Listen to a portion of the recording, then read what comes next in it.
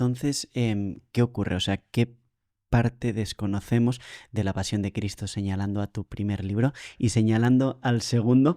¿Se podría reconstruir con precisión cómo fue la crucifixión, Mm, antes pues la flagelación, bueno, Sí, todo de sí, sí. Jesús? Sobre lo primero, Ujú. ¿qué es lo que aporta a mi libro? Pues todo esto que te acabo de contar justamente. Es decir, que el delito por el que se le condena es la blasfemia, pero por el que se le crucifica es el de rebelión. Que a Jesucristo le habría correspondido simplemente ser sumariamente juzgado, ni Sanedrín ni nada, directamente hallado en delito flagrante, Ujú. llevado a algún lugar bien público, la plaza más abierta de todas, y haberlo lapidado sobre la marcha, como de hecho se cuenta en los evangelios que ocurrió. Yo no aporto hechos nuevos, yo no me he ido a ninguna biblioteca extraña a encontrar escritos que nadie ha leído y que yo he traducido del griego para empezar porque no hablo griego. Yo lo que he hecho es interpretar los Ujú. evangelios y ponerlos primero de acuerdo con el sentido común, que he intentado poner mucho sobre el libro, y de acuerdo también con las fuentes no cristianas que tenemos sobre el tema. Muy particularmente la obra de Flavio Josefo, también la de Filón de Alejandría, donde nos explican determinados comportamientos judíos que nos sirven para entender finalmente esta condena de Jesucristo. Sobre la segunda pregunta, Ujú. si sabemos cómo fue la crucifixión de Jesucristo. Paso a paso, o Sí, sea, ¿qué fue sí. ocurriendo? Ocurre en la crucifixión de Jesucristo una cosa muy singular y muy curiosa, muy Porque curiosa. después de ver a Pilato, se va a ver A Herodes, a Herodes. eso nos lo menciona solamente Lucas. Ujú. Bueno, es que sí, bueno, ahí como tantas veces en tus preguntas, son absolutamente multifacéticas y hay que tratarlos Sí. desde muchos puntos de vista. Con la crucifixión de Jesucristo se produce una circunstancia muy singular y muy curiosa. Ujú. Por un lado, es la crucifixión mejor descrita que tengamos en toda la historia de las crucifixiones. Todo el proceso desde el principio hasta el final. Y sin embargo, no sabemos cómo fue crucificado Jesús. Curiosamente, no sabemos cómo fue crucificado Jesús, o lo sabemos de una manera muy tangencial. Los evangelistas sustancian el tema de la crucifixión propiamente dicha, no de todo lo que ocurre antes y de todo lo que ocurrirá después, de la crucifixión, la adhesión de Jesús a la cruz, ¿no? Lo describen de una manera muy sucinta, y lo crucificaron, y nada más. No dicen más. No dicen lo clavaron, no dicen la cruz era así, la cruz era así, era alta, era baja, sufrió mucho por tal, le dolió fueron 4 clavos, no dice nada. Nada, no dice nada. Y lo crucificaron. Estas 3 palabras son prácticamente comunes en los 4 evangelios. Y lo crucificaron. De hecho, sabemos que Jesús fue clavado, no porque nos lo digan los evangelistas en el acto de la crucifixión. Lo sabemos por 2 circunstancias adyacentes. Ujú. La primera, una vez más, el Evangelio de Juan, donde Juan nos relata el encuentro de Jesús con Santo Tomás. Santo Tomás no ha estado presente en su primera aparición, en la que solo se ha aparecido a 7 apóstoles. Quedan 5 que no le han visto a Jesús todavía, 4 en realidad porque Judas ha desaparecido de la escena. Uno de ellos es Santo Tomás y se produce un encuentro finalmente con Santo Tomás. Y entonces es donde le dice: cree, mete tu dedo en las llagas de mi mano, mete tu dedo en la herida de mi costado y cree. Por eso sabemos que Jesús fue clavado. Luego en los Hechos de los Apóstoles, San Lucas, porque el autor de los Hechos de los Apóstoles es San Lucas, digamos que es el libro segundo que continúa su evangelio. En los Hechos de los Apóstoles, San Lucas nos menciona un discurso de San Pedro a los judíos en el que le dice: aquel al que vosotros clavasteis. Ya tenemos la certeza de que Jesús fue clavado.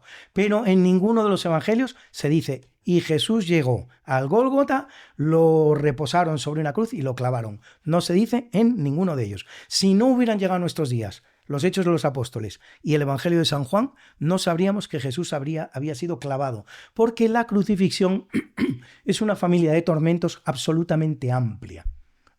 No es un tormento nada arreglado. No está arreglado, no, primero se va a hacer esto, luego se hará esto, luego tal. No, para nada. La crucifixión funciona al albur y capricho del verdugo y de las circunstancias. Fueron muchas las personas crucificadas a lo largo de la historia, muchas. establezco, por decir una cifra, que a lo mejor 1 millón de personas a lo largo de toda la historia han sido crucificadas.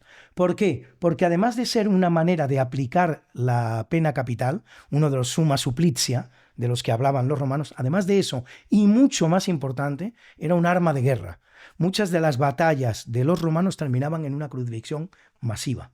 Precisamente, primero, para doblegar al enemigo de manera definitiva y sobre todo, y segundo y sobre todo, como armamento disuasorio. Tú eres el siguiente pueblo.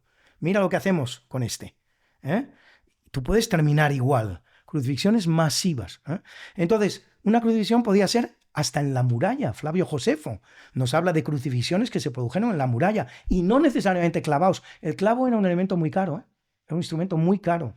La mayoría de las crucifixiones serían mediante acordamiento, por cuerdas.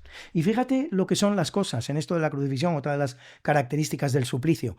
Muchas de las cosas que en la crucifixión parecen ser atroces y terribles y llamadas a multiplicar el sufrimiento del reo, son lo contrario. Y muchas de aquellas que parecen estar ahí para que el reo alivie su sufrimiento, no lo es, sino lo contrario. Es decir, si tú a un crucificado le quiebras las piernas, le produces la muerte ipso facto. El objetivo de la Inquisición, el objetivo de la crucifixión no es otro que dos.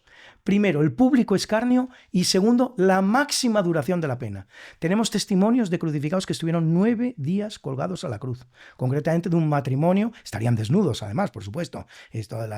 No había ninguna preocupación en cubrir las partes pudendas del reo. Los reos estaban desnudos todos ellos y Jesucristo con toda seguridad también lo estuvo. Y entonces tenemos un testimonio de un matrimonio que estuvo 9 días muriendo durante su crucifixión. Esto es posible porque fueron acordados, porque fueron atados con cuerdas. Si hubieran sido clavados, ese suplicio no había podido durar 9 días, ni muchísimo menos. Otro elemento fundamental de una crucifixión, lo que se llama el supedaneum, un lugar en el que los pies reposen. Si no existe supedaneum, la muerte se produce en cuestión de minutos, a lo mejor 1 hora como mucho, por asfixia. Pero con el supedaneum, que en principio es una comodidad para el reo, no, pues mira, ya por lo menos está ahí tranquilito, con los pies reposados, no está colgando, qué desagradable esto de estar colgando. El supedaneum es el que permite ese ejercicio terrible de la respiración agónica, porque tienes los pies para sostenerte sobre ello, y que prolonga la vida. De hecho, Poncio Pilato se queda maravillado, se queda extrañado, a pesar de todo lo que él mismo había hecho antes, o sea que no tenía tampoco tantos motivos para estar tan sorprendido, pero se queda sorprendido de que Jesucristo hubiera muerto en la cruz solo 3 horas después. Sin embargo, no habían muerto los ladrones, y esos ladrones probablemente podían haber estado sobre la cruz varios días, 4, 5, 6 días, lo que su cuerpo diera de sí. Lo que pasa que era una fecha muy señalada, era la Pascua, y había que poner punto final a aquel suplicio porque los judíos iban a celebrar la Pascua y lo que no querían es que, celebrando ellos la Pascua, hubiera 3 personas colgadas en el Gólgota. Era absolutamente necesario terminar con esa circunstancia, como muy bien nos explica una vez más San Juan, que hace un relato perfectamente histórico de los hechos. Y por eso les quiebran las piernas, porque al quebrarle las piernas ya podían haber quitado el supedaneum, podían haberlos degollado, podían haber hecho cualquier cosa. No todas las crucifixiones terminaban con un crurifragium, que es como se llama al quebrado de las piernas. Lo hicieron en aquel momento de una manera ocasional, decidieron que lo hacían así. El crurifragium era un suplicio en sí mismo. Había personas a las que se les quebraban las piernas, sin matarlos, y se les dejaba ya de por vida con las piernas quebradas. Te puedes imaginar la vida miserable que podía llevar a cabo una persona en esas circunstancias. Era un suplicio autónomo. Lo que pasa es que Poncio Pilatos decide aplicárselo a estos 2 ladrones para terminar con su vida, porque en el momento en que tienen las piernas quebradas ya no pueden hacer ese ejercicio de respiración agónica del que hemos tenido ocasión de hablar. A Jesús no se las quebraron, lo cual coincide con una profecía del Antiguo Testamento y produce mucha alegría a los evangelistas que eso sea así y por eso lo hacen constar en los evangelios, pero certificaron que estaba muerto, pues precisamente pinchándole en el costado para ver si había algún tipo de reacción vital y como no lo había, llegan a la conclusión de que está muerto y no es necesario quebrarle las piernas. Si te ha gustado este corto, tienes la entrevista completa en pantalla y en nuestro canal. Muchísimas gracias.